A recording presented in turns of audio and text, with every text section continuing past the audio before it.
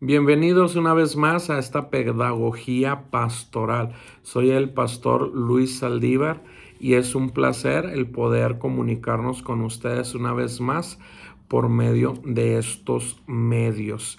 Te invitamos a que puedas compartir en tus redes sociales estas enseñanzas que creo son de edificación para tu vida.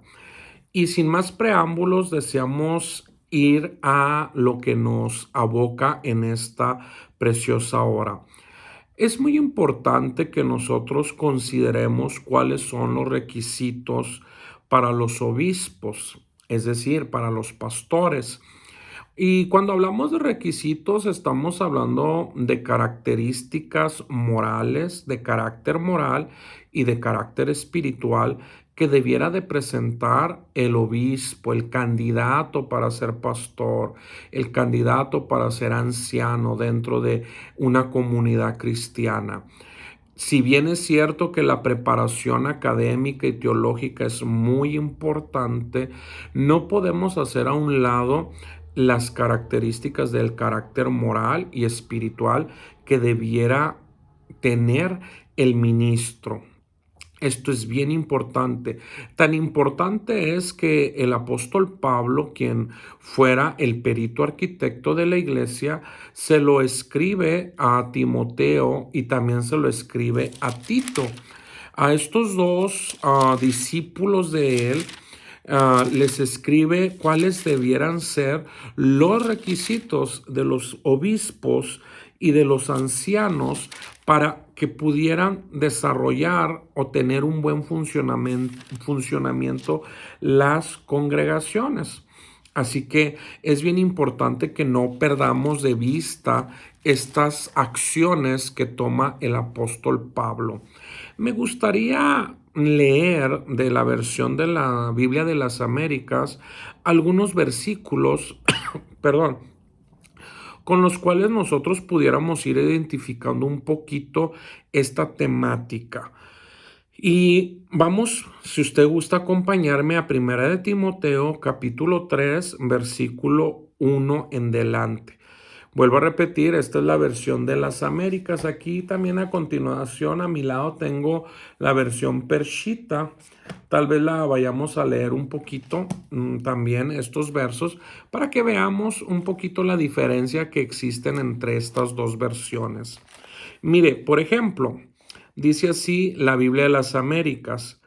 Palabra fiel es esta: si alguno aspira al cargo de obispo, buena obra desea hacer. Aquí en este primer versículo podemos ver que muchos tienen la aspiración de tener el cargo. Muchos tienen la aspiración de tener la función de obispo, de pastor, de ministro dentro de la iglesia.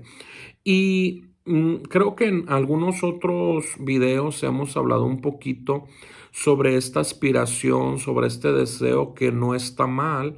Sin embargo, cuando tú deseas un obispado, cuando tú deseas un pastorado, es muy importante cumplir con ciertos requerimientos que están estipulados precisamente aquí en la Escritura. Versículo 2 nos dice, un obispo debe ser, pues, irreprochable. ¿Sí? Tenemos que ver la irreprochabilidad del ministro y del ministerio que va a estar ejerciendo aquel aspirante a ser obispo o a ser pastor. También nos dice que debe de ser marido de una sola mujer. Entonces aquí ya la irreprochabilidad y el ser marido de una sola mujer son requisitos de carácter moral. Es importante la moral para todos aquellos que tienen la aspiración al cargo de pastor. Es importante que tengan una moral muy alta, tengan una moral muy seria, que tengan estos valores del matrimonio, estos valores de equidad, de justicia, que no sean hombres que sean señalados fácilmente por gente dentro de la iglesia y fuera de la iglesia como personas no aptas para ejercer un ministerio. Es importante, por otro lado, no vamos a detenernos tanto en esto porque quisiéramos avanzar también en los siguientes valores, pero también nos menciona que es importante que sea marido de una sola mujer. Entonces, el obispo, el aspirante a obispo, el aspirante a pastor, debe ser marido de una sola mujer. Ah, aquí hay una ambigüedad, podríamos nosotros decir, podemos encontrar un cierto tipo de ambigüedad porque no se especifica totalmente a qué se refiere con marido de una sola mujer eh, en, eh, en términos de temporalidad, es decir, que el que está deseando obispado en ese momento o en ese tiempo que lo está deseando debe estar casado, pero que si ya estuvo casado y se divorcia y ahora se vuelve a casar y desea el obispado. Entonces ya estamos hablando de dobles nupcias o hay quienes ya llevan 3, 4 matrimonios. Entonces, si la escritura nos dice y lo tomáramos literal, marido de una sola mujer, obviamente está haciendo referencia a un matrimonio. La única excepción que podría haber en relación a esto sería por viudez. Si el que es aspirante a obispo o anciano o pastor ha quedado viudo, tiene la vía de poderse casar y también la vía de poder desear el obispado, puesto que ya al tener estas nupcias no se llamarían tanto como segundas nupcias, sino que vendría a ser, ¿no?, un casamiento después de un fallecimiento, es decir, de haber quedado viudo, pues se casó y es marido de una sola mujer. No así cuando la mujer no ha fallecido. Ahí ya entraríamos en aspectos interesantes sobre lo que es el adulterio, sobre lo que es el divorcio, porque la escritura menciona que quien se divorcia, pero que ni el que da la carta de divorcio ni el que la recibe han fallecido y quien se casa con uno o con el otro están en adulterio. Entonces ahí también hay mucha tela de dónde cortar. Máxime si tendría que ver con un pastor divorciado y volverse a casar, ¿qué tan viable es? O un hombre, mejor dicho, ¿no?, que se divorcia y se vuelve a casar y luego quiere el obispado, o un pastor, porque vuelvo a repetir, no, ya hoy en nuestros tiempos no solamente pastores, apóstoles, profetas, evangelistas, maestros, muchos de estos ministerios o hombres que fungen con estos ministerios o en estas funciones ministeriales, pues han llevado su vida moral o su vida marital al divorcio y tienen nuevas nupcias y ahí hay un desorden bastante interesante que debiéramos nosotros tomar muy en cuenta en relación a lo que nos dice la escritura sobre los requisitos del obispo. No queremos condenar a nadie, pero sí queremos remarcar lo que nos dice la escritura. Por otra parte, avanzando un poco en este tema que sé que puede levantar mucha polémica, sé que puede levantar alguna controversia, pero solamente no estamos profundizando fuertemente en esto, pero si se da el punto pudiéramos ahondar un poquito más en relación a marido de una sola mujer. Dice también aquí que sea sobrio. La sobriedad ya es una característica del carácter de conducta del ministro. ¿Cómo debo conducirme?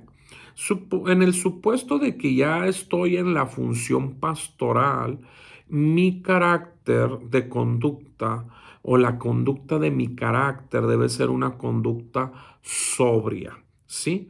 Y entonces aquí vamos a entrar en algunos aspectos importantes. Debiéramos, por el principio, definir la palabra sobriedad. La palabra sobriedad en el griego es la palabra nefaleos. Por aquellos que gustan de buscar en el original, pueden encontrar ahí en la concordancia Strong, en el número 3525 del área de griego, la palabra sobriedad, que es en el griego la palabra nefaleos. Y esta palabra nefaleos significa mente, mente clara, racional, vigilante. La palabra nefaleos tiene como significado mente clara, racional y vigilante.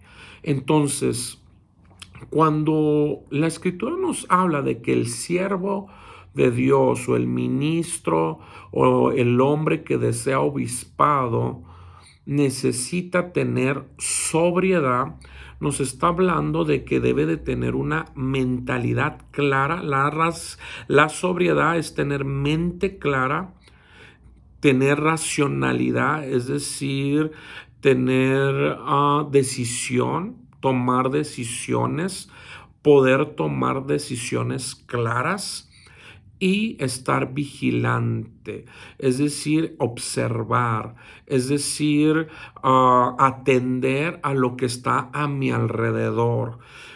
Tengo que poder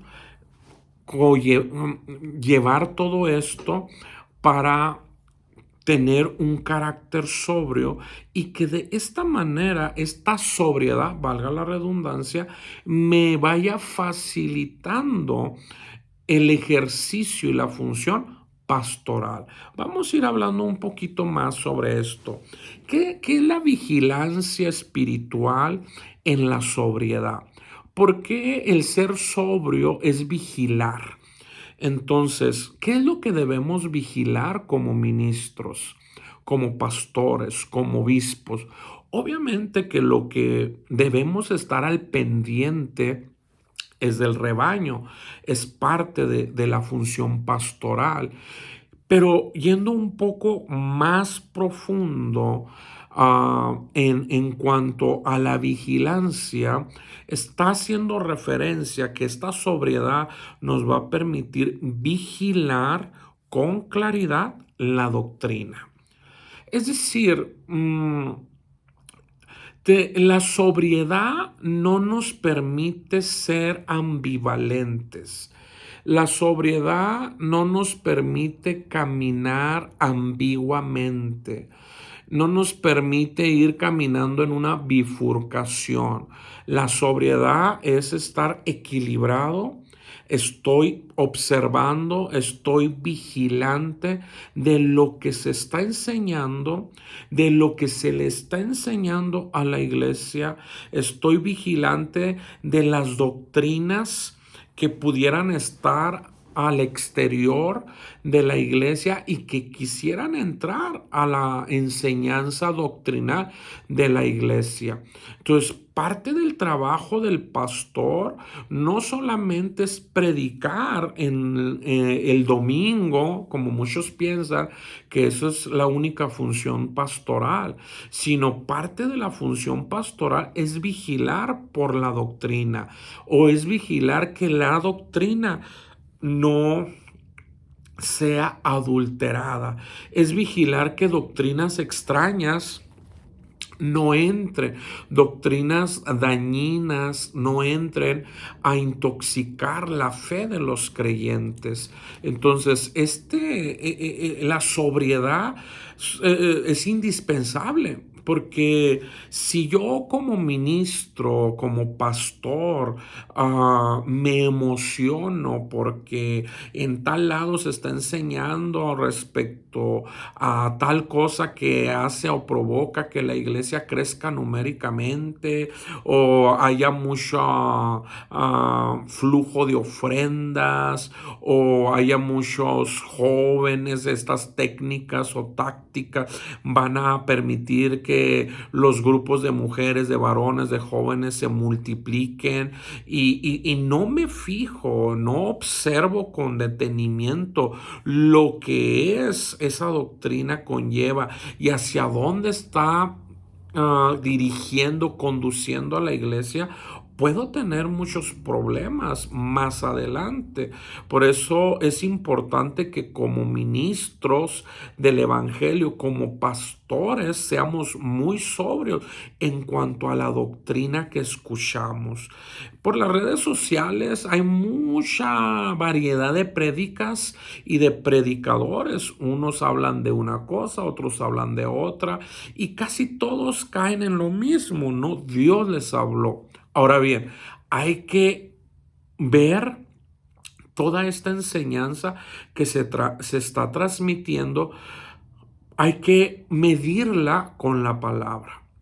Hay que cotejarla con la palabra, ver qué tanto respaldo bíblico tienen estas nuevas doctrinas que tratan de introducirse muy sigilosamente dentro de la iglesia, no para bendecir, sino para perjudicar. Tenemos doctrinas que ya han hecho mucho daño a la iglesia, por ejemplo, la doctrina de la prosperidad, la doctrina de la multiplicación de los miembros, ¿no? Esta doctrina basada en un sistema de redes, en un sistema piramidal y que vas poniendo células y células y células y nada que ver con la escritura, porque la palabra de Dios dice que es Dios, que es el Espíritu Santo el que da el crecimiento, que nosotros como ministros tenemos que sembrar la palabra, sembrar la buena semilla, regar la palabra con la presencia de Dios, pero definitivamente el que va a dar el crecimiento es Dios. Dios es el que da el crecimiento. Todas las demás tácticas o técnicas que se utilice para provocar un crecimiento que no vienen de parte de Dios son técnicas humanas. Y si son técnicas humanas, es humanismo. Y en el humanismo entra la psicología, en el humanismo precisamente entra el engaño de las riquezas, entra el engaño del sistema de este mundo. Entonces tenemos que tener mucho cuidado. Y como hombres que estamos deseando o hombres que ya estamos en la función ministerial del pastorado, algo que nos debe caracterizar es la sobriedad, es el saber vigilar por la buena doctrina. Y esto implica que tú y yo nos empapemos de la palabra, nos empapemos de la sana doctrina, no de lo que me conviene, me agrada, me gusta, no, sino de lo que está escrito. Tengo que empaparme de lo escrito, está de la revelación que ya se nos ha dado, que ya se nos ha otorgado. Es importante, muy importante que lo podamos hacer, ¿sí? También nos dice este significado que estamos viendo de la palabra sobriedad, sobre todo en el griego, que es la palabra nefaleos, es esta vigilancia, pero también es esta claridad de juicio, claridad en la enseñanza. Sí, hay que vigilar lo que se enseña y que lo que se enseñe sea claro. Esto es parte de la sobriedad. No solamente es vigilar por la buena doctrina, sino que lo que se está enseñando esté claro, esté bajo la luz de la revelación de la palabra. Esto es bien importante. Esto no lo puede hacer cualquier hombre que quiera ser obispo. Tiene que ser un llamado, tiene que haber una preparación, tiene que haber una dedicación a las escrituras para poder ser claros en la enseñanza. Es importante que en la predicación y la enseñanza del evangelio, además de tomar decisiones bajo la dirección del Espíritu Santo, no sea influenciado por sentimientos o deseos personales. Es decir, que tu prédica no esté influenciada por tus sentimientos o por tus beneficios personales. No se trata de enseñar porque alguien me cae mal en la iglesia y no sé cómo decírselo, entonces voy a dar una enseñanza. No se trata de enseñar para sacar a quien no quiero tener en la congregación o para de alguna otra manera manipular los sentimientos, los pensamientos de los congregantes y obtener una ganancia personal. Eso no se debe de hacer. Quien hace quien practica esas técnicas no es un ministro sobrio, sino está embriagado con las tácticas del mundo. Entonces es bien delicado enseñar la palabra, es bien delicado predicar la palabra y la tenemos que predicar en el poder del Espíritu Santo y con la claridad de la revelación de la palabra, omitiendo nuestros propios sentimientos y nuestros deseos personales. Aquí no se trata de que, no voy a predicar, por ejemplo, un tema muy interesante, no voy a predicar del infierno porque se puede ofender las personas, o voy a predicar de los diezmos para que aporte más las personas. No, no se trata de esto. Se trata de que seamos sobrios en la enseñanza, claros, que la enseñanza que estamos dando no está influenciada por los problemas familiares que yo pudiera tener o usted pudiera tener como pastor, no está influenciada por las necesidades de la congregación, del liderazgo, no está influenciada por la mesa directiva de la iglesia que a muchos pastores les dice, queremos que nos hable o nos predique sobre estas cosas y queremos y deseamos que no nos hable o que no nos enseñe sobre estas otras. Eso, amado hermano, no es ser sobrio, no es estar trabajando en una sobriedad. Así que es bien importante que nosotros nos mantengamos muy, muy al pendiente de lo que estamos desarrollando. Podríamos dar un ejemplo de un comportamiento sobrio y prudente que edifica que debe de edificar a la iglesia y dar credibilidad con los de afuera y se evita que el evangelio sea blasfemado. Entonces, nosotros tenemos que dar ejemplo con los de adentro y con los de afuera en nuestro comportamiento sobrio y prudente, en nuestra manera de actuar, de hablar. Usted y yo no solamente somos pastores el domingo o la reunión entre semana. Usted y yo somos pastores las 24 horas del día, los 7 días de la semana, los 365 días del año. Entonces es muy importante que mantengamos ese ejemplo de sobriedad, de claridad, de mente sana, de mente clara, que tome decisiones de ese pensamiento concreto para poder tomar decisiones. Hay muchas personas que no pueden tomar decisiones porque son muy influenciados por el exterior, por los sentimientos, por los problemas, por las circunstancias.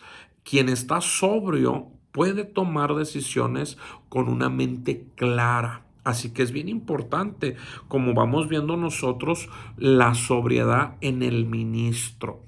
Y ya finalizando esta entrega, esta enseñanza, me gustaría que entendiéramos que nuestra prédica debe estar enfocada en la persona de Jesús, debe estar enfocada en la eternidad, que las personas puedan tener su mente en las cosas eternas, que las personas o la iglesia se pueda concentrar en sus pensamientos, que puedan concentrarse en la gracia de Dios, en la gracia a través de Jesús.